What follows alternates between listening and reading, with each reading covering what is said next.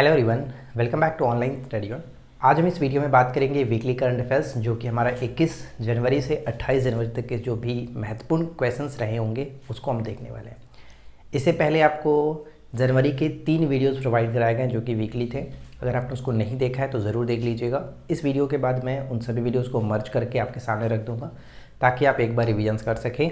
और इस वीडियो के बाद हम एक MCQ भी ला देंगे ताकि आप रिविजन्स कर पाएंगे। और सबके बाद हम अपने एप्लीकेशन पे जो हमारा नोट्स है वो प्रोवाइड करा देंगे ताकि आप वहाँ से जा कर के प्रिंट आउट कराना चाहे तो करंट अफेयर्स की वो PDF को प्रिंट आउट करा सकते हैं। आराम से पढ़िए और जो भी चीज़ें दी जा रही है उनको अच्छे से फॉलो करिए। तो चलिए फिर इस वीडियो को शुरू करते हैं। देखिए, सबसे पहला प्रश्न ये है कि काला घोड़ा कला महोत्सव ये कहाँ मनाया जाता है। ये प्रत्येक वर्ष मनाया जाता है, ये मुंबई में आपका, ठीक है। मुंबई में काला घोड़ा कला महोत्सव, ये मोस्ट इंपॉर्टेंट क्वेश्चन है, याद रखना है। गोले मेले का आयोजन हाल ही में किया गया जम्मू कश्मीर में। गोले मेले का आयोजन हाल ही में जम्मू कश्मीर में किया गया, इसको भी याद रखिएगा। साथ ही साथ ममानी महोत्सव लद्दाख में आयोजन किया गया, तो ये दोनों याद रखना है, ठीक है। ममानी महोत्सव लद्दाख में, गोले महोत्सव जबकि आपका जम्मू कश्मीर में। हाल ही में प्रधानमंत्री नरेंद्र मोदी ने राष्ट्रीय बाल पुरस्कार की घोषणा की, यानी प्रधानमंत्री राष्ट्रीय बाल पुरस्कार की घोषणा की गई। टोटल 19 बच्चों को ये दिया गया बाल पुरस्कार, 19 बच्चों को, ठीक है। हाल ही में प्रधानमंत्री नरेंद्र मोदी जी ने सूर्योदय योजना स्टार्ट किया और इस सूर्योदय योजना में होगा क्या, तो घरों पर सोलर पैनल लगाने की बात कही जा रही है और ये लाभ उन्हीं लोगों को मिलेगा जिनका आय 1 से 1.5 लाख रुपए से कम है, ठीक है। यानी 1 से 1.5 लाख से कम है, उन्हीं के घरों पर ये जाकर के लगेगा सोलर पैनल। नेक्स्ट आता है कि उत्तर प्रदेश गौरव सम्मान हाल ही में किसको दिया गया। उत्तर प्रदेश गौरव सम्मान हाल ही में दिया गया डॉक्टर रितु करिघल श्रीवास्तव और नवीन तिवारी। ये आपके आने वाले एग्जाम्स के लिए बहुत ही ज़्यादा महत्वपूर्ण रहेगा, तो इसको याद रखेंगे। ध्यान दीजिएगा, बिहार के पूर्व CM थे, मुख्यमंत्री थे, जिनको हाल ही में भारत रत्न देने की बात की गई और उनका नाम क्या है, कर्पूरी ठाकुर, ठीक है, कर्पूरी ठाकुर।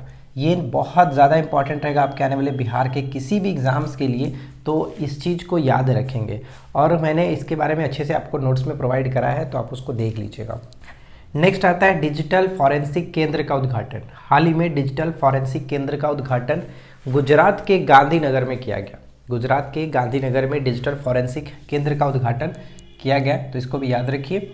नेक्स्ट आता है कि 9 वर्ष बाद पारंपरिक भैंस लड़ाई, जो कि मोह जूझ एक भैंसों की लड़ाई है, जो कि 9 वर्ष के बाद यहाँ पे आयोजन किया जा रहा है। ये आपका असम के अंतर्गत, ठीक है, असम के अंतर्गत, तो इसको याद रखिएगा। पारंपरिक भैंस लड़ाई मोह जूझू का संबंध कहाँ से, असम से।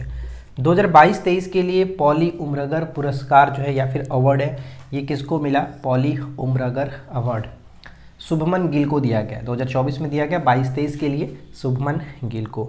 अनुवादिनी ऐप हाल ही में लॉन्च किया गया। अनुवादिनी ऐप बहुभाषी शिक्षा के लिए, अनुवादिनी ऐप बहुभाषी शिक्षा के लिए हाल ही में इसको लॉन्च किया गया।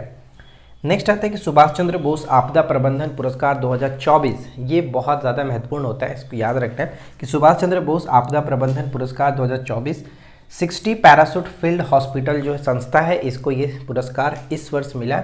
और सुभाष चंद्र बोस की जो जयंती होती है उसे हम लोग पराक्रम दिवस के रूप में मनाने की घोषणा की गई है, तो प्रत्येक वर्ष 23 जनवरी को इनकी जयंती को पराक्रम दिवस के रूप में मनाया जाता है, ठीक है।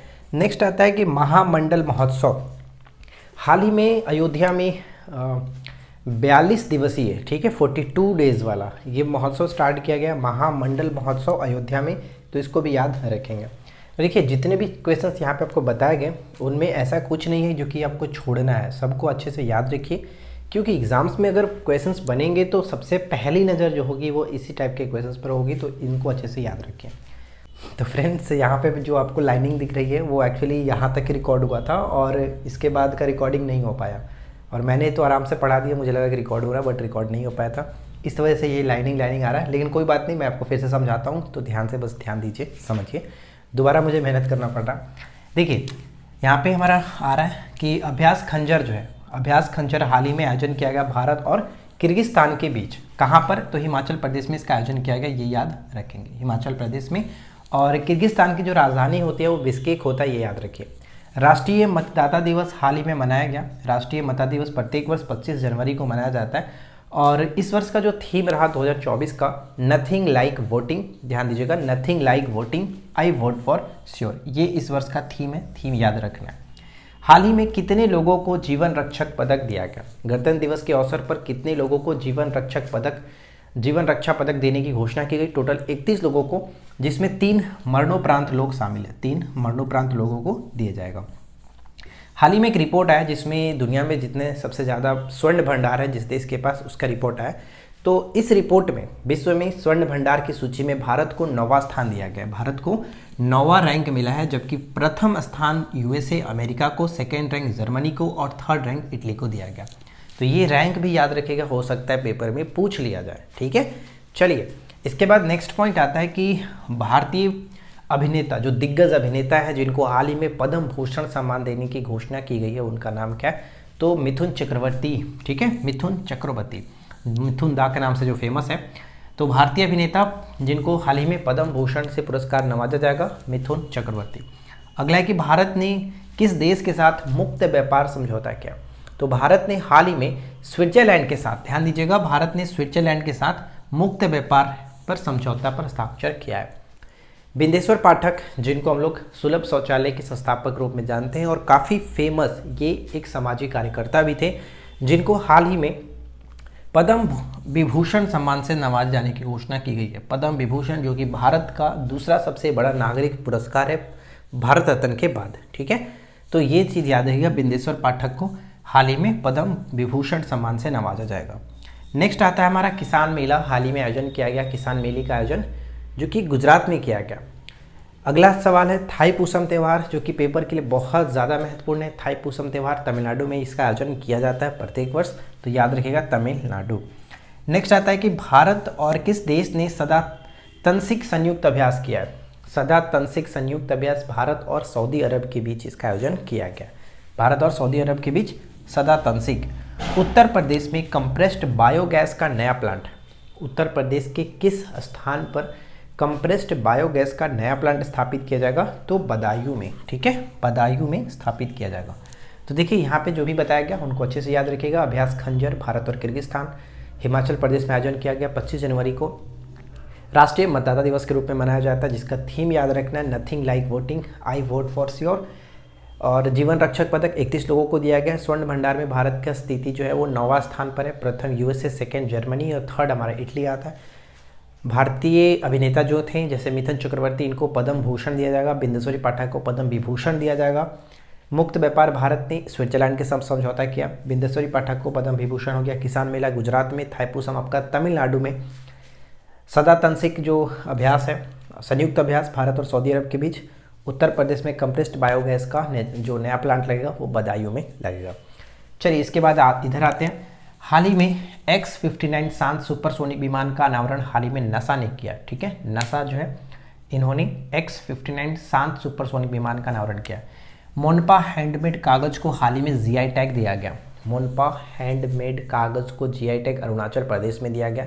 मयूरभंज में दुनिया का पहला मेलानिस्टिक टाइगर सफारी का उद्घाटन किया जाएगा, जो कि दुनिया का पहला ऐसा ये टाइगर सफारी होगा उड़ीसा में, ठीक है, मयूरभंज उड़ीसा में। अगला सवाल, जो कि जितने भी प्रश्न आपको बताए गए अब तक का सबसे महत्वपूर्ण प्रश्न यहाँ पे है कि ऑस्ट्रेलिया ओपन 2024 के पुरुष एकल विजेता और महिला एकल विजेता कौन रहे? तो पुरुष एकल विजेता जेनिक सिनर, याद रखना है कि जेनिक सिनर, ठीक है, जेनिक सिनर। और महिला एकल विजेता वोमेन सिंगल की बात करें तो एरिना सबालेंका। ये चीज़ याद रखना एकदम वीवीआई प्रश्न है। नेक्स्ट आता है कि रुसोमा ऑरेंज फेस्टिवल, एक्चुअली ये पूछा था ऑरेंज फेस्टिवल किस राज्य में मनाया जाता है? तो नागालैंड में मनाया जाता है। और नागालैंड से जुड़े एक चीज़ आपको पता होगा सबसे फेमस, जो कि हॉर्नबिल फेस्टिवल, हॉर्नबिल, ये आपका नागालैंड में ही होता है। एक पुस्तक लॉन्च की गई जिसका नाम रखा गया है एक समंदर मेरे अंदर। एक समंदर मेरे अंदर, इस पुस्तक के लेखक कौन है? तो इसके लेखक है संजीव जोशी, ठीक है, संजीव जोशी। हाल ही में 69वें फिल्म फेयर अवार्ड 2024 का आयोजन किया गया, जिसमें सर्वश्रेष्ठ लोकप्रिय फिल्म का अवार्ड किसको मिला है? तो ये 12th फेल को दिया गया। 12th फेल मूवी अगर आपने नहीं देखा तो रिकमेंडेड है, जाकर के ज़रूर देखिए। नेक्स्ट आता है हिम तेंदुआ की संख्या। भारत में हाल ही में गणना की गई कि भारत में टोटल कितने हिम तेंदुए हैं, तो हिम तेंदुए की संख्या 718 सामने आई है। और हिम तेंदुए को एक उपनाम दिया गया है पर्वत का भूत, ठीक है, पर्वतों का भूत कहा जाता है हिम तेंदुओं को। नेक्स्ट है कि भारतीय सेना की पहली महिला सूबेदार कौन बनी है। भारतीय सेना की हाल ही में पहली महिला सूबेदार के रूप में किसको नियुक्त किया गया, तो है प्रीति रजक। प्रीति रजक को नियुक्त किया गया। ऑस्ट्रेलिया ओपन 2024 जेनिक सिनर और महिला एकल एरिना साबालेंका, ये नाम याद रखना।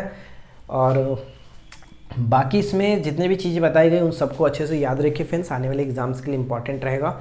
उम्मीद है कि ये वीडियो आपके लिए हेल्पफुल रही होगी। वीडियो पसंद आया हो तो लाइक एंड शेयर करिए। चैनल पे पहली बार आए सब्सक्राइब करके नोटिफिकेशन बेल आइकन को ऑल पे सेट कर लीजिए। हम मिलते हैं आपके साथ इसी प्रकार के नेक्स्ट वीडियो में नए टॉपिक के साथ, और इसका MCQ मैं आपको जल्द प्रोवाइड करा देता हूँ ताकि आप रिविजन्स कर सकें। ठीक है, चलिए मिलते हैं नेक्स्ट वीडियो में। Thanks for watching.